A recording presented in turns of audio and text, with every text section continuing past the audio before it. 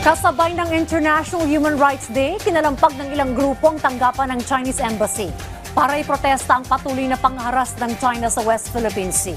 Yan ang ulat ni Patrick De Jesus. Ang katarungang bantao sa West Philippine Sea! Pagpapalipad ng mga kalapati at paghahagis sa isang effigy ng barko ng China Coast Guard na may tatak na bully at violator hanggang sa ilang beses na pinagsisira. Ganito ipinrotesta ng iba't ibang grupo sa harap mismo ng tanggapan ng Chinese Embassy sa Makati City ang patuloy na agresibong aksyon ng China sa West Philippine Sea.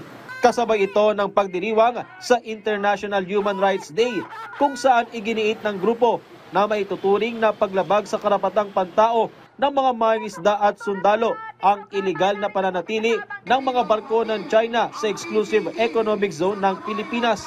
Wala pong 9 dash line sa Pilipinas. Ang sinusunod po natin ang EEZ. Ganito po ang gusto naming mangyari. Ang matapos na ang gulo sa West Philippine Sea at ang West Philippine Sea ay mapunta na sa Pilipinas dahil ganun naman talaga dapat. Sa atin po ang West Philippine Sea, hindi sa China!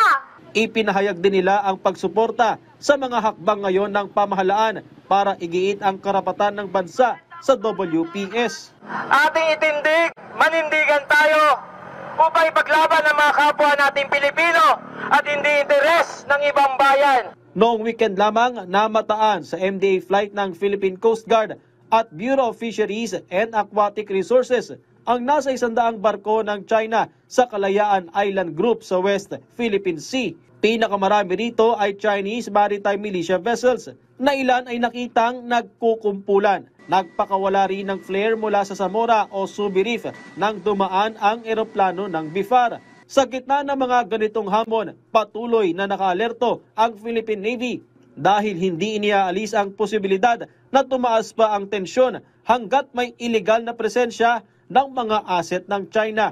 We take this challenge wholeheartedly and I believe that your AFP is up to the challenge.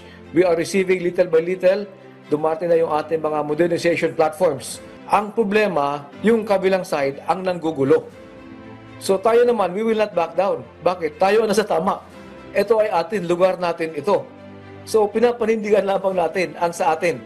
The tension is there, but we are not the ones creating the tension. Patrick De Jesus para sa Pambansang TV sa Bagong Pilipinas.